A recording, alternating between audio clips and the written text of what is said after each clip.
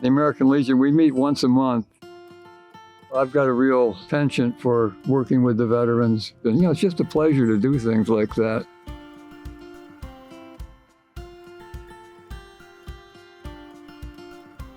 My name is Fred Belcher. I'm 83 years old. My beautiful wife, Rosemarie, brings me a lot of passion and joy.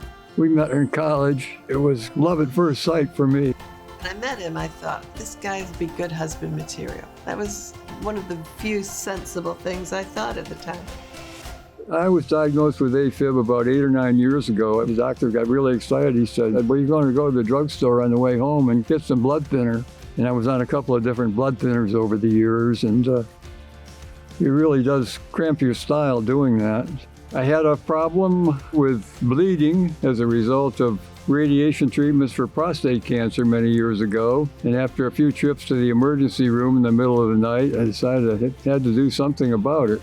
A friend of ours, she said, well, there's something that maybe will help you. She said, there's a device called a Watchman, and you ought to talk to your cardiologist about it. And my cardiologist said, yeah, that's probably a good answer for your problem. We have a doctor on staff right here who is very familiar with that procedure. He's our go-to guy. 12th of January, he did the surgery. Had it one morning and went home the next afternoon.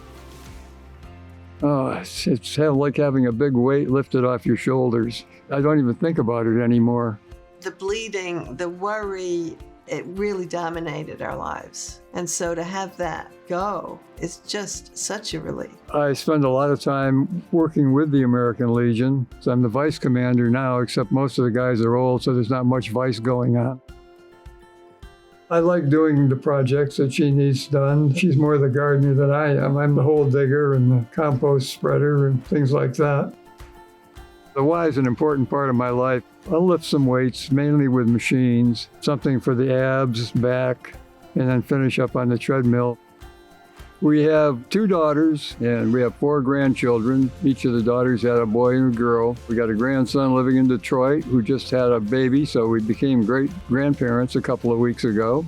Look at the baby! He's the new star of the family at this point. Traveling is going to be a lot more comfortable than it has been in the past when I was constantly worried about, well, what if something happens while we're away?